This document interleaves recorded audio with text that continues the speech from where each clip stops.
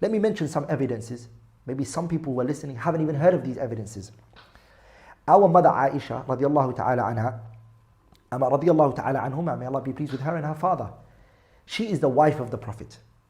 Aisha was the wife of the Prophet, and we can say that she is the most knowledgeable woman that we know in Islam. Our mother Aisha. ولذلك الإمام 𝗪𝗀𝗁, he has a kitab called استدراكات عائشة على بعض الصحابة. Aisha correcting some of the other companions. She is a scholar.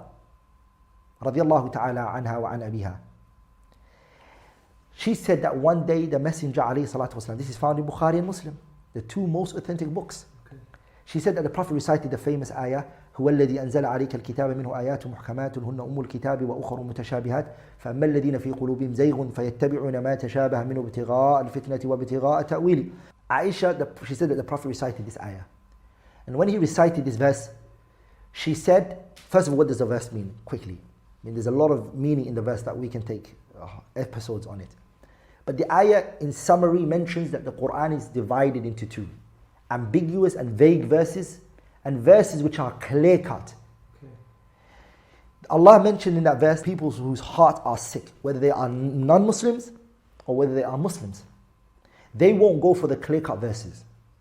They will actually go towards the ambiguous verses, those vague verses, those verses that can take more than one interpretation. They're going to go for those ones. And they're going to make that the asal, the fundamental principle. And they're going to dismiss and push aside the clear-cut verses. Allah referred to them as sick-hearted individuals. They are sick-hearted people. I'll give you an example that can clarify that for you. For instance, Allah uses in the Quran, Inna nahnu we. Now we know the word we, even in English, it's used for one of two reasons. Either out of royalty, a person who, al-mu'adhimu nafsahu, the person who's venerating himself out of royalty, or it can be used for al-mutakallim ma'ahu ghayruh, a person who's talking and he's got somebody else talking with him, meaning plurality. Okay. It can be used for one of those two. A sick-hearted person will go towards, the fact that it's more than one.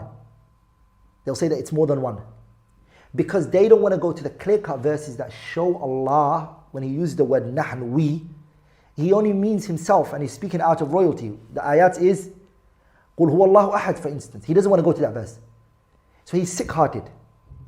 Our messenger, when he recited that verse, he said to his wife, Aisha, he said to her, إِذَا رَأَيْتُمُ الَّذِينَ, Aisha, if you see those people, يَتَّبِعُونَ, they follow مَا تَشَابَهَ مِنْهُ, those ambiguous verses.